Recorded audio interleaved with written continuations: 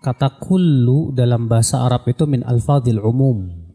Secara ilmu usul fikih, para ulama usul fikih ketika membahas tentang lafadz-lafadz yang menunjukkan kepada makna yang sifatnya umum, kullu termasuk makna yang sifatnya umum. Artinya semua. Dan kaidah usul fikih mengatakan sesuatu yang sifatnya umum tidak boleh dikhususkan kecuali dengan dalil. Maka biarkanlah keumumannya tersebut sesuai dengan keumumannya sampai ada dalil yang mengkhususkannya. Maka kalau kita lihat Nabi sallallahu alaihi wasallam bersabda kullu bid'atin dhalalah. Setiap bid'ah itu apa? Sesat. Memang sebagian ulama mengatakan ya, seperti yang dinukil oleh Al-Imam An-Nawawi bahwa kullu di sini amun makhsus. Ya umum tapi dikhususkan. Nah, terjadilah perselisihan para ulama apakah ada namanya bid'ah hasanah atau tidak. Ya. Pertama sedikit saya ingin membahas tentang apa itu bid'ah secara bahasa dan apa itu bid'ah secara istilah. Karena ini berhubungan erat insyaallah. Bid'ah secara bahasa artinya segala sesuatu yang baru ada yang sebelumnya tidak ada. Perhatikan, segala sesuatu yang yang baru ada yang sebelumnya tidak ada. Mobil bid'ah, betul. Kacamata bid'ah, betul. HP bid'ah, betul. Tapi bid'ah secara apa? Bahasa. Secara bahasa betul itu bid'ah. Tapi apakah sesuatu yang sifatnya secara bahasa itu bid'ah, secara istilah itu bid'ah? Tentu tidak. Karena bid'ah secara istilah syariat itu adalah terfokus kepada masalah agama, din.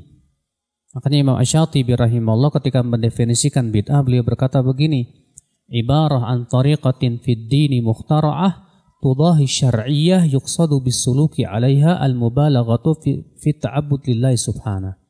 Ungkapan tentang tata cara dalam agama. Lihat, tata cara dalam apa? Dalam agama yang dibuat-buat dan menyerupai syariat. Yang diinginkan darinya bersungguh-sungguh dalam rangka ibadah kepada Allah Subhanahu wa taala. Maka dari sinilah Bapak sekalian, kalau kita perhatikan pertama, ya, ungkapan para ulama terdahulu ada yang membagi bid'ah menjadi dua, ada. Imam Asy-Syafi'i rahimahullah mengatakan al-bid'atu bid'atan. Bid'ah ada dua macam. Bid'atun mahmudatun wa bid'atun madmumatun. Bid'ah yang tercela dan bid'ah yang terpuji. Ya, dan ini yang selalu dijadikan sandaran oleh mereka yang mengatakan adanya bid'ah hasanah. Ya. Demikian pula perkataan Umar bin Khattab. Umar bin Khattab mengatakan nikmatil bid'atu hadhihi. Sebaik-baik bid'ah itu ini. Ya. Namun Al-Hafidz Ibnu Rajab dalam kitab beliau Jami'ul Ulum wal Hikam berkata, ucapan Imam Syafi'i demikian pula Umar bin Khattab ini maksudnya bid'ah secara bahasa, bukan bid'ah secara apa? Istilah syariat. Ya. Bid'ah secara bahasa bukan istilah secara syariat. Tapi Pak, saya pernah ada orang yang ngirimin WA ke saya di mana dia ingin membantah saya yang mengatakan bahwa bid'ah itu sesat. Dia berkata begini, Imam Syafi'i membagi bid'ah menjadi dua. Bid'ah yang terpuji dan bid'ah yang tercela. Kenapa situ katakan bid'ah itu cuma satu sesat? Saya jawab, Imam Syafi'i membagi bid'ah menjadi dua. Bid'ah yang baik dan bid'ah yang buruk. Dan Imam Syafi'i mengatakan tahlilan itu bid'ah. Kenapa kalian tidak ikut Imam Syafi'i? Nggak bisa jawab dia. Kata saya berarti kalian itu tidak memahami praktek daripada Imam Syafi'i. Apa yang diinginkan Imam Syafi'i? Berapa banyak perkara yang oleh Imam Syafi'i dianggap bid'ah, kalian katakan bid'ah hasanah. Padahal Imam Syafi'i mengatakan itu bid'ah dhalalah. Jadi ada sesuatunya kalian ini, kata saya. Berarti dalam Perkataan Imam Syafi'i ini hanya jadikan tameng saja, Pak. Tapi kemudian dalam prakteknya malah menyelisihi daripada perbuatan Imam Syafi'i rahimahullah. Taib, Imam Nawawi rahimahullah juga termasuk ulama yang mengatakan adanya bid'ah hasanah. Tapi ketika beliau ditanya tentang sholat raghaib dan nisfu Sya'ban, beliau berkata apa? Fa inna hataini sholataini lam yarid fihim hadithun sahih wa huma bid'atani madmumatani, kata beliau. Dua sholat ini tidak ditunjukkan oleh hadis yang sahih, tidak pula amalan salafus salih, dan keduanya adalah bid'ah yang tercela. Sementara kalian menganggap sholat nisfu Sya'ban bid'ah hasanah. Imam Nawawi mengatakan bid'ah dhalalah. Jadi kenapa kalian itu berdalil dengan pendapat ulama tapi tidak melihat praktek mereka? Ini sebuah kesalahan yang jelas, kata saya. Maka dari itulah di sini ya akhwan Islam azan ya Allah wa yakum wallahu a'lam, ini pandangan saya yang qasir ya. Sebetulnya yang paling berhak menjawab ini Ustaz Syafiq ya. Karena Ustaz Syafiq itu S1, S2, S3-nya akidah, Pak. Lebih paham dari saya insyaallah. Tolong Ustaz Syafiq luruskan saya. Saya memandang pendapat ulama yang mengatakan di zaman dahulu ada bid'ah hasanah dengan bid'ah dhalalah, bid'ah yang baik dan bid'ah yang tercela, dengan pendapat ulama yang mengatakan tidak ada bid'ah hasanah, sebetulnya tidak bertabrakan, Pak. Tidak bertabrakan kenapa? Pertama, ya, mereka yang mengatakan adanya bid'ah terpuji sudah kita sebutkan tadi, kata Al-Hafidh Ibnu Rajab itu maksudnya bid'ah secara bahasa, bukan bid'ah secara istilah syariat. Mereka yang mengatakan tidak ada bid'ah yang terpuji maksudnya adalah bid'ah dalam secara apa? Makna istilah syariat, bukan secara bahasa. Oke, tolong diperhatikan baik-baik. Apakah sesuatu yang Rasulullah tidak lakukan itu mutlak bid'ah? Apakah sesuatu yang Rasulullah tidak lakukan itu mutlak bid'ah secara syariat? Jawabannya dengan 3 poin. Poin yang pertama, Rasulullah SAW tidak lakukan karena masih ada penghalangnya, sehingga Rasulullah tidak lakukan. Contoh misalnya, Rasulullah SAW sholat tarawih hanya 3 malam dan beliau tidak lakukan setiap malam. Kenapa sebabnya? Jawabnya dalam riwayat Abu Daud disebutkan karena khawatir diwajibkan atas umatnya. Berarti ada penghalang, Pak.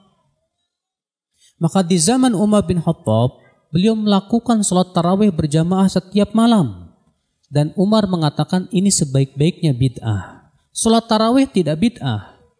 Cuma masalahnya adalah berhubungan dengan Umar melakukan sholat tarawih berjamaah setiap malam dengan satu imam di masjid. Kenapa Umar lakukan itu? Karena Umar tahu ilat daripada Rasulullah tidak lakukan adalah karena takut diwajibkan atas umatnya. Sementara Rasulullah sudah wafat dan tidak mungkin lagi diwajibkan. Sementara ini maslahatnya besar. Maka Umar menganggap ini perkara yang baik. Para sahabat pun seluruhnya sepakat atas perbuatan Umar bin Khattab radhiyallahu anhu ardah. Dan mereka menganggap ini tidak termasuk bid'ah. Kenapa? Karena Rasulullah tidak lakukan karena ada penghalangnya, Pak. Di saat penghalang itu hilang dan itu maslahatnya besar, maka boleh dalam syariat. Ini poin yang pertama. Poin yang kedua, Rasulullah tidak lakukan karena belum ada pendorong dan sebabnya di zaman beliau. Belum ada pendorongnya. Contoh, di zaman Rasulullah ada nggak ilmu hadis, Pak? Nggak ada. Ilmu usul fikih ada nggak? Nggak ada. Ilmu bahasa Arab, nahwu, sorof, nggak ada. Kenapa? Belum dibutuhkan. Ilmu hadis itu berbicara tentang sanad. Di zaman Rasulullah nggak ada sanad. Ilmu usul fikih berbicara tentang bentuk-bentuk bahasa. Para sahabat jagonya. Bahasa Arab apalagi jangan tanya. Bahasa Arab para sahabat sefasih-fasihnya makhluk. Dalam bahasa Arab belum dibutuhkan itu bahasa Arab. belum dibutuhkan ilmu hadis, belum dibutuhkan ilmu usul fikih. Makanya di zaman Rasulullah belum ada. Setelah Rasulullah wafat, banyak orang yang masuk Islam dan tidak paham bahasa Arab. Dan mereka akhirnya terjadi kesalahan dalam membaca Al-Quran dan hadis. Bahaya. Maka kemudian Ali bin Abi Thalib memerintahkan Abul Aswad Ad-Du'ali untuk meletakkan kosakata bahasa tata bahasa Arab nahwu. Dalam rangka apa? Menjaga Al-Quran. Menjaga apa, Pak? Al-Quran. Berarti, Pak, Nabi, di zaman Nabi, ilmu bahasa Arab, ilmu usul fikih, ilmu hadis tidak ada taib. Kenapa? Sebabnya, Pak, tolong diperhatikan nih, Pak, ini masalah penting ya. Tidak ada. Kenapa? Karena di zaman Nabi belum dibutuhkan. Nah, ketika Nabi sudah meninggal dunia dan dibutuhkan dan itu maslahatnya sangat besar, maka itu boleh tidak? Boleh. Nah, para ulama dalam mengungkapannya berbeda-beda, Pak. Mereka yang mengatakan adanya bid'ah hasanah mengatakan itu bid'ah hasanah. Mereka yang mengatakan tidak ada bid'ah hasanah mengatakan apa? Itu maslahat mursalah. Padahal tujuannya sama. Makanya perhatikan Bapak sekalian. Ini poin yang kedua, Pak. Tolong perhatikan ya. Poin yang ketiga, Rasulullah SAW tidak lakukan. Padahal pendorongnya ada di zaman Rasulullah ada. Dan penghalangnya pun tidak ada di zaman Rasulullah SAW. Contoh, Rasulullah sholat Idul Fitri dan Idul Adha tanpa adzan dan tanpa qomat. Padahal dibutuhkan tidak adzan dan qomat. Dibutuhkan memanggil orang. Taib. Ada penghalangnya tidak? Tidak ada. Rasulullah mampu menyuruh Bilal untuk adzan dan qomat. Tapi Rasulullah tidak lakukan. Tidak. Artinya apa? Artinya itu tidak disyariatkan. Maka siapa yang sholat Idul Fitri dan Idul Adha dengan adzan dan qomat, maka saya katakan dia berbuat bid'ah. Ya. Nah, jenis yang ketiga inilah, Pak, yang disebut ya, kemudian masuk padanya pembahasan bid'ah secara syariat. Dan kalau kita perhatikan perbuatan para ulama, inilah yang menjadi sebuah permasalahan, Pak. Ya. Mereka yang mengatakan adanya bid'ah hasanah, ketika memberikan contoh-contohnya ternyata apa? Contoh-contohnya yang sudah saya sebutkan tadi, Pak. Yang Rasulullah tidak lakukan di zaman beliau karena masih ada penghalangnya atau belum ada pendorongnya. Baru kemudian diada-adakan karena mereka melihat adanya pendorong yang mengharuskan dan maslahatnya besar. Tapi dalam mengungkapkannya mereka berbeda-beda. Yang satu mengatakan ini bid'ah hasanah, yang satu mengatakan maslahat mursalah. Oleh karena itulah Bapak sekalian, kalau kita melihat praktek-praktek para ulama dalam menilai suatu perkara itu bid'ah hasanah, beda jauh Pak dengan praktek di zaman sekarang. Di zaman sekarang itu yang penting menurut dia baik jadi bid'ah hasanah. Yang penting baik jadi bid'ah hasanah. Ini jelas membuka pintu kebid'ahan sebesar-besarnya dalam din. Sementara di zaman dahulu mereka melihat dengan kaidah-kaidah dan dhawabit yang sangat jelas. Kapan perkara itu menjadi boleh walaupun di zaman Rasulullah SAW tidak ada.